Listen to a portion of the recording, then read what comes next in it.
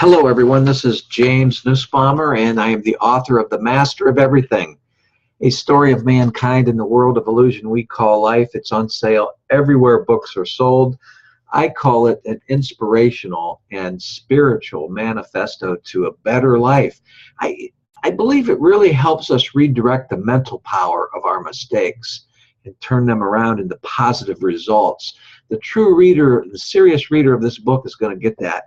And the sequel to this book is on its way out by Ozark Mountain Publishing Company, both books.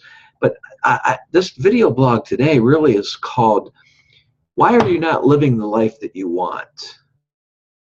If that's the case for you.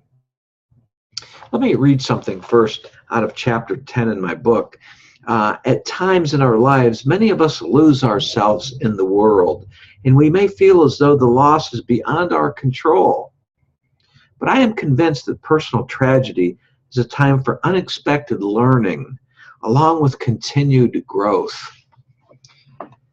Have you ever had periods in your life where you knew that you needed help, were eager to seek it out, but just couldn't find it? Couldn't find a way out of your frustration? You're not alone if you've ever felt that way. At the very least, we all have an inner calling trying to help us align ourselves to our true free will. Back in the early 1990s, while I was browsing through the self-help section in a bookstore in Port Richey, Florida, I stumbled upon a book by Dr. Wayne W. Dyer, the late Dr. Wayne W. Dyer, who I would become just addicted to all of his writings. But the book that I had stumbled into by Wayne Dyer was called Your Erroneous Zones, and I connected immediately as I stood there in the store paging through it. His message was for me. I knew it. That's what I was telling myself. And in the weeks and the months ahead, I eventually purchased every one of Wayne Dyer's many books and absorbed every word as though it was intended specifically for me. Over time, I became a huge fan of Wayne Dyer, and I appreciated the fact that at one point in his own life, he had experienced a similar confusion that I was going through at the same time and was able to discover the answer. Not only did I read and study all of his material, but also that of the others that Wayne Dyer had recommended. I was hearing them all very loud and very clear, but I still could not seem to budge.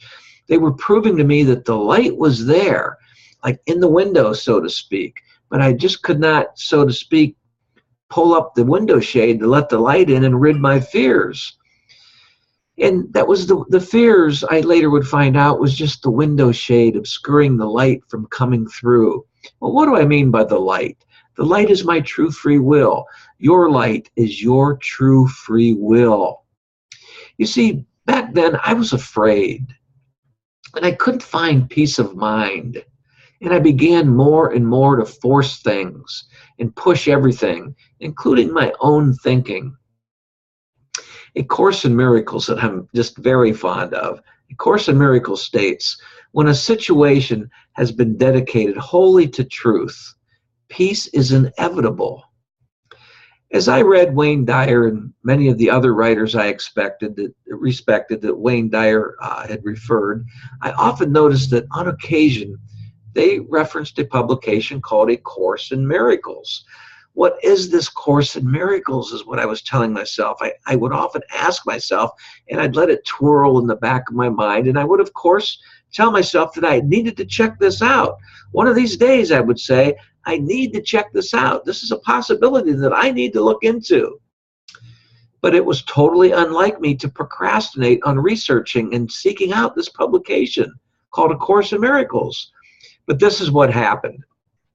I had put the so-called Course in Miracles on the back burner, so to speak.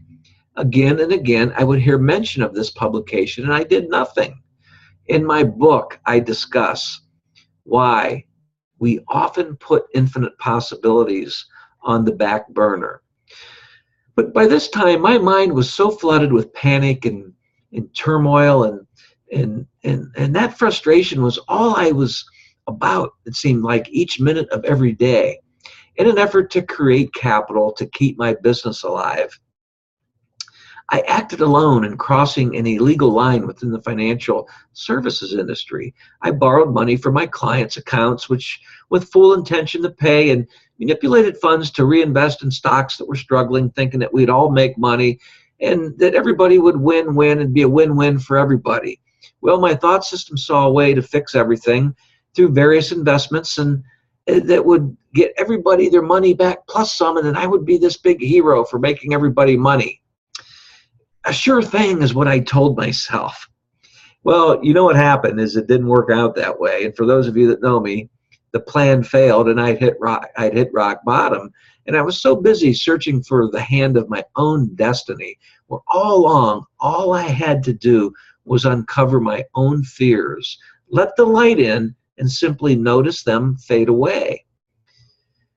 Here's to letting go with your fears. And just remember, keep in mind that it's never too late to bring abundance into your life by honoring your own true free will. If you'd like to know more about real abundance in your own life, check out the link at the top, the first line of this description, of the description box of this YouTube video, and it will take you to my jamesnussbaumer.com website, and there's a video and some links for you to check out and research and go from there. I hope this makes sense to you, and I hope that really that you understand the point that I'm trying to make, that life is worthless in this world, not only for ourselves, but for all the people around us if we're not living our true free will. Why is that, you may ask? Because if we're not extending our true free will, how are others going to be able to extend their true free will?